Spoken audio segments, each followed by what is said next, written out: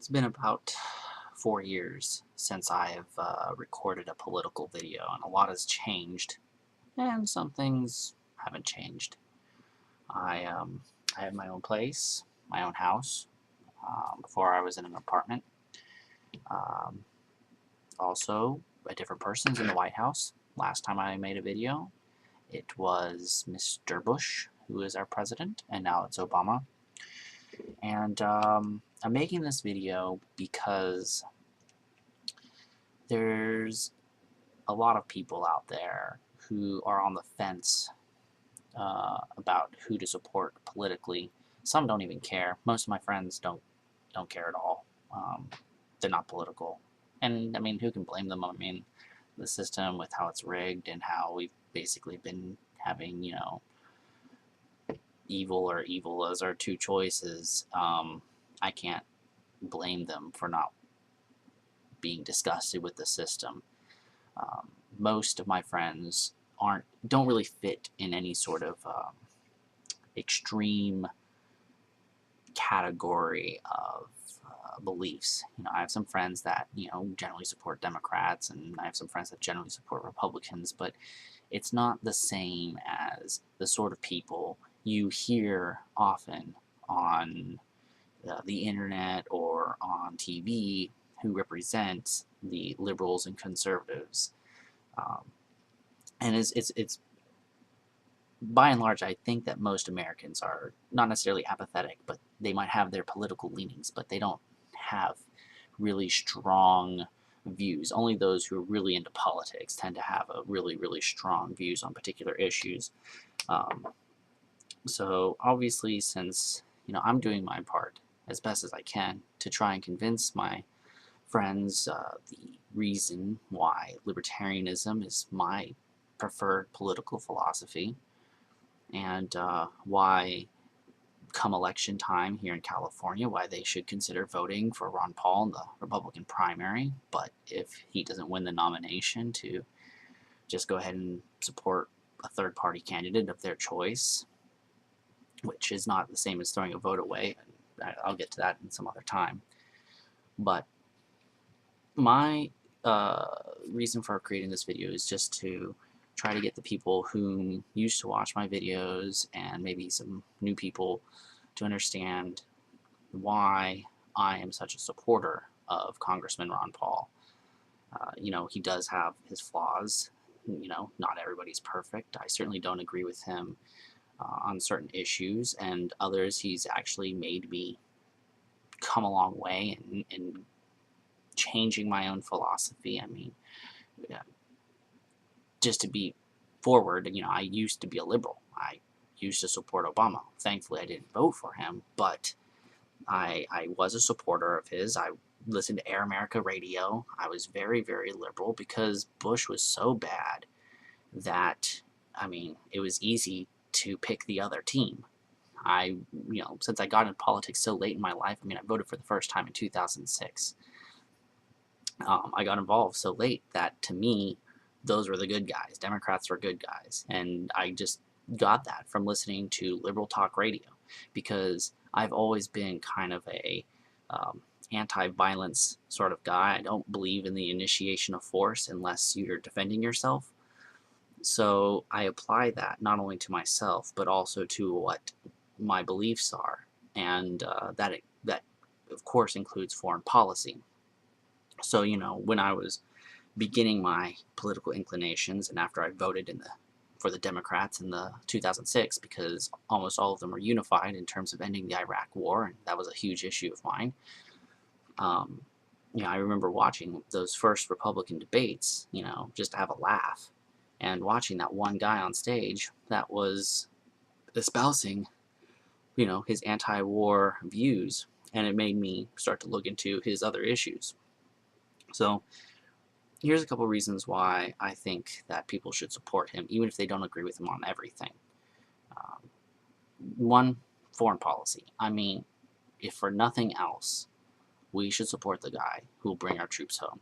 Not just from Iraq, not just from Afghanistan, not just from Libya, not just from Yemen or Pakistan or every other place where President Obama is using drone strikes to kill you know, supposed terrorists and countless innocent civilians, women and children, but also troops from countries that don't need us to defend them. South Korea, much more powerful than North Korea. They don't need us there. Japan, come on. I mean, they're an economic, well, they have their own economic problems, but they certainly don't need us to pay for their defense. Germany, they're in the middle of Europe. And the EU is completely unified. Do we really need troops in Germany? I don't think we have to worry about Nazis coming over anytime soon. So, yeah, I mean, we should bring our troops home, you know, and not really have a standing army or anything. We have a Navy, we have an Air Force, we have the Marines, you know, and if we happen to get entangled in a military battle, then we should have clearly defined goals, go in, wipe off the enemy, and come back home. You know, quick and easy, boom, boom, boom. No long, drawn-out 10-year wars with no end in sight. I mean, that's just completely unacceptable. You know, if you're a liberal, you know, like I used to be, I mean, how can you possibly support President Barack Obama? I mean, granted, in your eye, you might consider that, well, you know, Ron Paul has all these problems, you know, domestically, so you have to support the lesser of two evils. But how can you possibly think that things in economics and domestic issues, like Social Security or Medicare, something like that,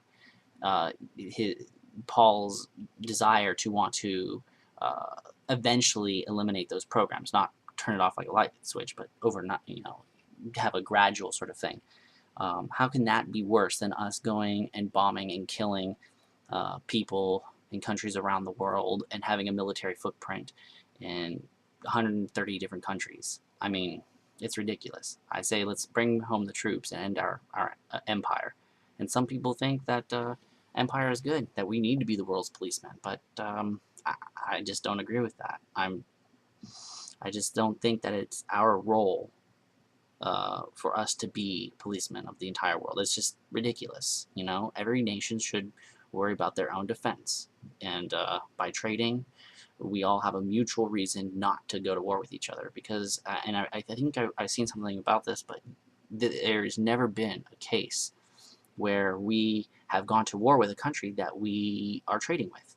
You know, we only go to war with countries that we, you know, try to put restrictions upon, or no-fly zones, or you know, other acts of wars. You know, like what we're doing to Iran. You know, whipping up the war propaganda. So that's reason number one. And I've realized I've already made this video kind of long, so I'll try to wrap it up pretty quick. But a few other things: civil liberties. I mean, come on, the government spies on us. You know, with the Patriot Act. It might not torture anymore, but Obama has authorized rendition. I mean, that's where they can just black bag anybody they want and send it to a secret prison. They're just moving the inmates from Guantanamo to some other country. I mean, you know, some conservatives think that that other people that aren't Americans don't have the same rights as we do. Well, yeah, they do, because, you know, it's not constitutional rights, it's human rights. Everybody has a human right to their life, liberty, and property, and habeas corpus is really, really important. The idea that everybody has a right to their day in court, you know, just having them held in prison indefinitely with no right to defend themselves is absolutely insanity. I mean, that is not a republic, that is not a democracy, that is tyranny, that is a dictatorship, that is authoritarianism. So that needs to change. And Ron Paul, you know, don't like him for his domestic policies, but I mean, he will end those things. Oh, and yeah, Obama. I mean, Bush didn't even have the balls to do this. Obama authorized the government, our government, to assassinate American citizens. I'm sure the CIA has always been doing it, but I mean, the fact that now it's completely legal and there's no uproar. You know, the TSA has gotten just a crazy amount of power. They can grope you. I mean, I went through the naked body scanner when I went to Mexico, or when I came back from Mexico. You know, it's just ridiculous. I mean, we truly live in a police state. You know, and just having somebody in office that you know will do his very best to reverse those sort of things, and not want to, or have the desire to wield more power. It's something truly admirable. And You know, I mean, he wants to end the war on drugs.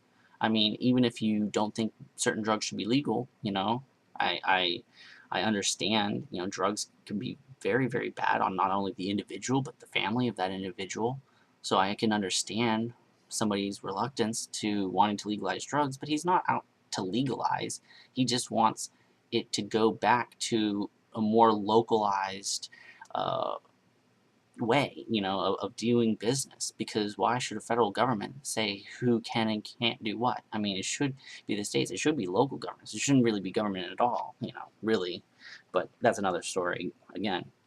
But I mean, you know, medical marijuana is legal in a couple states, and the federal government still comes in and arrests people to make a point, you know. And we have, you know, hundreds of thousands of non-violent drug offenders in prison. He said that he would go ahead and release them.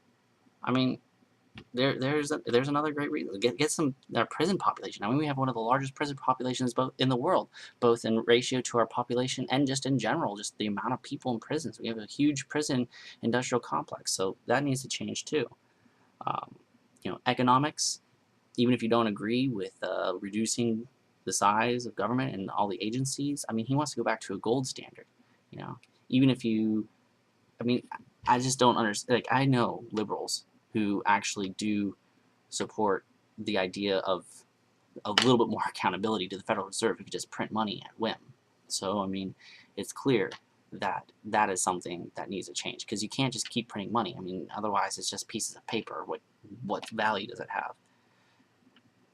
So, yeah, I mean, I can just go on and on and on and on, and I will make more videos with more specific discussions and beliefs, and try to, you know, get people to understand a libertarian's point of view.